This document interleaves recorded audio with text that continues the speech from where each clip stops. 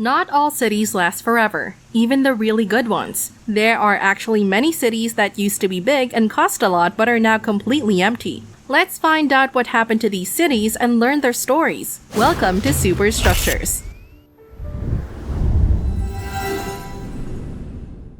Our first destination takes us to the abandoned city of Tianducheng in China. Imagine building a tiny Paris right in China. The idea was to create a posh housing area where Chinese people could own a piece of Parisian life. They went all out by constructing miniature versions of famous French landmarks like the Eiffel Tower and the Luxembourg Gardens fountain. They even recreated their version of the famous Champs-Élysées, though it was just the main square. They paid great attention to detail, making sure the architecture was true to the time. The plan was for 10,000 Chinese residents to enjoy a blend of French and Chinese culture. But sadly, the dream didn't work out. Tianducheng turned into a deserted palace instead of a bustling one.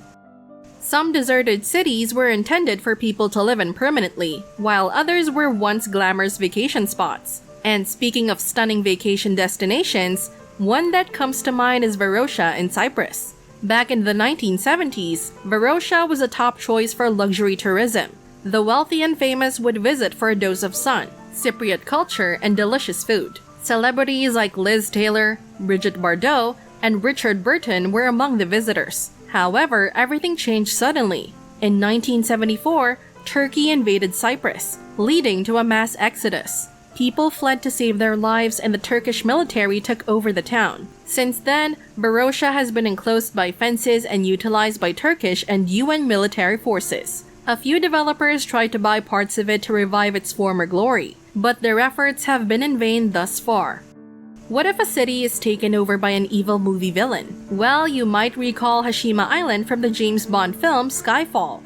In the movie, when James Bond confronts the antagonist Raul Silva, he discovers a completely deserted city. Surprisingly, this eerie setting wasn't created using computer-generated effects. The filmmakers usually used a real abandoned city, Hashima Island in Japan. This island is situated near Nagasaki and was inhabited from the late 1800s to the mid-1970s. Originally, it was mainly occupied by mining workers due to the presence of undersea coal mines. However, it quickly evolved into a vibrant and thriving urban area. With a population of around 5,000 residents, it even held the record for being the most densely populated place on Earth. Unfortunately, in 1974, Japan made the decision to shut down the undersea mine as the nation transitioned away from coal-based energy. This move led to the disappearance of most jobs on Hashima Island, prompting people to leave for other parts of Japan. As a result, Hashima Island turned into a completely abandoned city. Turkmenistan, once a part of the Soviet Union, became an independent country in the early 1990s. Following the collapse of the USSR, it fell under the rule of an unconventional leader. For about 15 years, Turkmenistan was under the control of Sapar Murat Niyazov, who preferred to be called Turkmenbashi. He had some unusual demands, like expecting citizens to worship him like a deity. He imposed various rules, such as banning beards and gold dental fillings, and even outlawed circuses and ballet. He went as far as renaming 2 months after himself and his mother. Interestingly, among his ventures, building the city of Ashgabat, which is now abandoned, might be considered one of his more rational decisions. Turkmenbashi aimed to create a city that would break records and bring about a prosperous era for the nation. He took a notable step by overseeing the construction of towering skyscrapers. Ashgabat earned a peculiar distinction by having the highest number of marble buildings, a staggering 543 in total. Surprisingly, this earned them a world record. Strangely enough, despite his distaste for circuses, Turkmenbashi ensured that the city boasted the world's tallest indoor Ferris wheel. Kolmanskop, located in Namibia, had a different kind of treasure, diamonds, and lots of them. In 1908, this quiet place received a remarkable transformation when a worker on the Namibian railways made a stunning discovery: diamonds. Back then, Namibia was under German control, and the railway project was managed by a German company. The news of diamonds spread like wildfire, attracting a frenzy of miners to Kolmanskop. Within just 4 years, the once small town grew into a bustling hub. Kolmanskop quickly gained prominence, producing nearly 12% of the world's diamond supply. The town buzzed with commercial activity and residential areas. However, things took a dark turn when the local population revolted against German rule.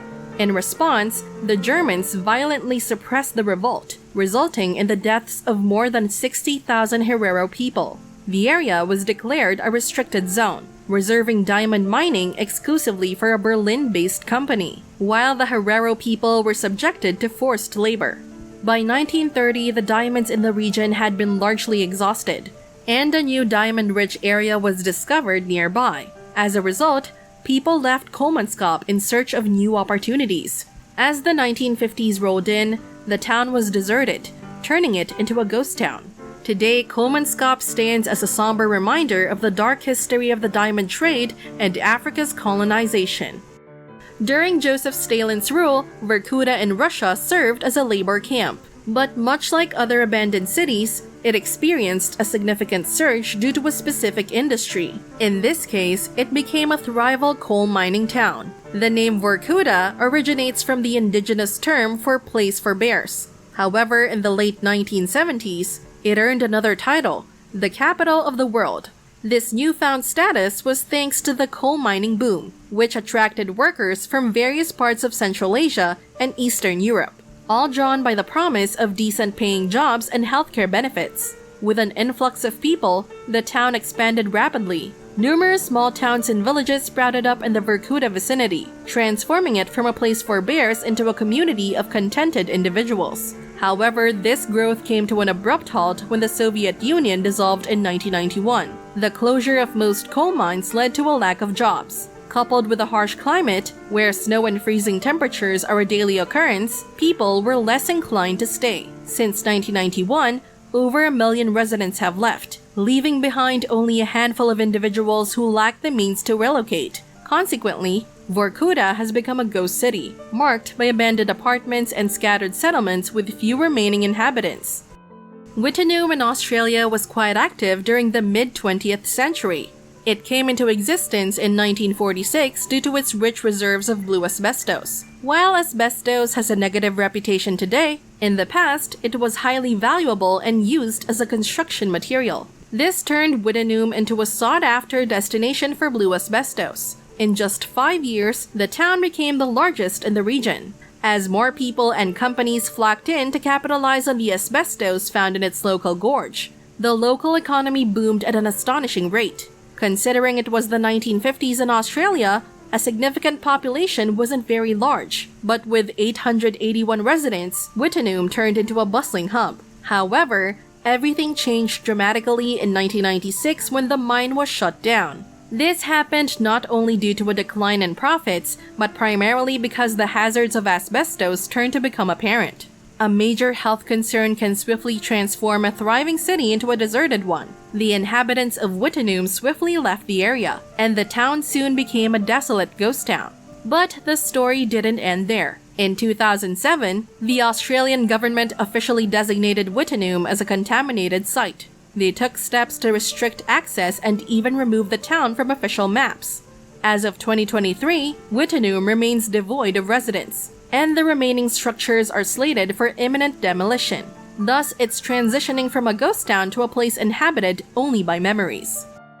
Thank you for joining us on this incredible journey. If you're aware of any other abandoned cities that were once expensive and bustling, share your insights in the comment section below. And remember, don't miss out on hitting that like button and subscribing to Superstructures for more fascinating stories. Until our next adventure, stay tuned.